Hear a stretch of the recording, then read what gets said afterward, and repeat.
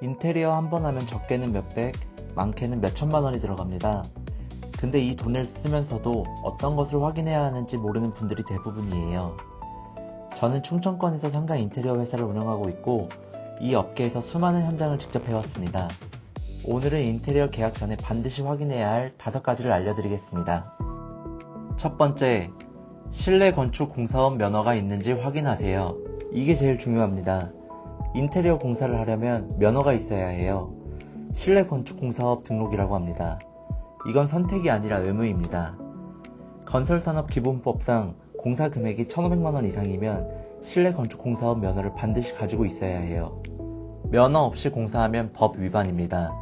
5년 이하의 징역 또는 5천만원 이하의 벌금, 그만큼 국가에서 엄격하게 관리하는 영역이에요. 근데 현실은 면허 없이 하는 곳이 꽤 많습니다. 사업자 등록증만 있고 면허는 없는 곳 생각보다 많아요. 인테리어 한 번 하면 1,500만원은 쉽게 넘는데 이 법을 모르는 분들이 대부분이에요. 그러면 면허가 왜 고객을 보호해주는 건지 알려드릴게요. 면허는 아무나 못 땁니다. 자본금 1억 5천만원 이상, 기술자 보유 같은 까다로운 요건을 갖춰야 해요. 그러니까 면허가 있다는 건 최소한의 검증이 된 업체라는 뜻입니다. 그리고 가장 중요한 게 이겁니다. 면허 업체가 시공한 건은 하자 담보 책임이 법적으로 따라붙어요. 무면허 업체는 문제가 생기면 잠적하면 끝이에요. 근데 면허 업체는 공제조합 보증을 통해서 책임을 집니다. 업체가 도망가도 공제조합에서 보상받을 수 있어요. 분쟁이나 사고가 생겼을 때 법적으로 보호를 받을 수 있는 거죠. 확인하는 방법 알려드릴게요. 키스콘이라고 건설산업 지식정보 시스템 홈페이지가 있습니다. 여기서 들어가서 업체명을 검색하면 그 업체가 실내건축 공사업이 등록되어 있는지 바로 나옵니다. 1분이면 확인 가능해요.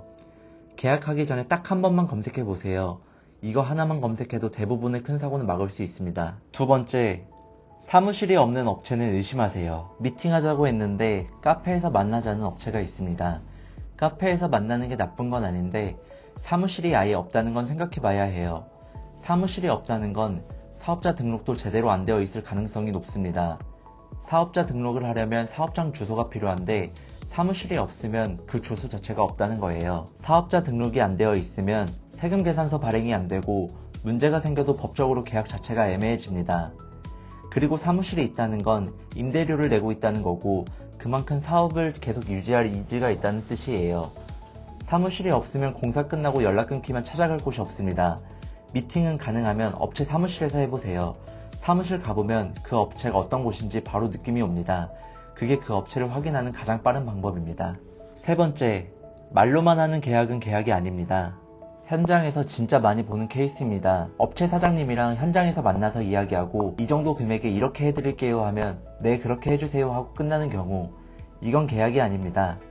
나중에 저는 그렇게 말한 적 없는데요 하면 끝이에요. 증거가 없으니까요. 반드시 서면으로 계약하세요. 공사 범위, 금액, 자재, 일정, 말로 합의한 내용을 종이에 옮기는 겁니다. 대단한 법률 문서가 아니어도 됩니다. 양쪽이 서명한 문서가 있느냐 없느냐 이 차이가 전부예요. 네 번째, 공사기간이 계약서를 쓰더라도 공사기간이 빠져있는 경우가 많습니다. 시작일은 있는데 완료일이 없거나 아예 기간 자체가 안 적혀있거나. 이게 왜 문제냐면 상가는 하루 늦어지면 그게 다 매출 손실이에요. 오픈 날짜 잡아놓고 인테리어가 안 끝나면 그날부터 돈을 못 버는 겁니다. 근데 계약서에 완료일이 안 적혀 있으면 업체가 늦어져도 할 말이 없어요. 법적으로 약속한 날짜가 없으니까요. 계약서에 시작일, 완료일 꼭 넣으세요. 그리고 가능하면 지연시 어떻게 할 건지도 한 줄 넣어두세요. 이 한 줄이 나중에 큰 차이를 만듭니다.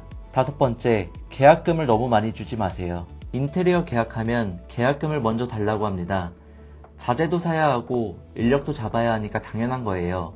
근데 문제는 비율입니다. 총 공사비의 70%, 심하면 전액을 성금으로 달라는 곳이 있어요. 돈을 다 주고 나면 주도권이 완전히 업체한테 넘어갑니다. 공사가 늦어져도 마음에 안 들어도 이미 돈은 나간 상태예요. 일반적으로는 계약금 30%에서 40%가 적당합니다. 나머지는 중간에 한번, 완공 후에 한번. 이렇게 나눠서 지급하면 공사 진행 상황 보면서 확인할 수 있고 문제가 생겼을 때 잔금으로 협상할 수 있습니다. 한 번에 많이 주면 편하긴 한데 그게 결국 내 협상력을 버리는 겁니다. 정리하면 첫 번째, 실내 건축공사원 면허가 있는지 키스콘에서 검색. 두 번째, 사무실 없는 업체는 이심. 세 번째, 말로만 하지 말고 반드시 서면 계약. 네 번째, 계약서에 공사기간 넣기. 다섯 번째, 계약금은 30에서 40%만. 이것만 확인해도 대부분의 문제를 예방할 수 있습니다. 저는 충청권에서 상가 인테리어 전문으로 하고 있습니다. 인테리어 관련해서 궁금한 점 있으면 댓글로 남겨주세요.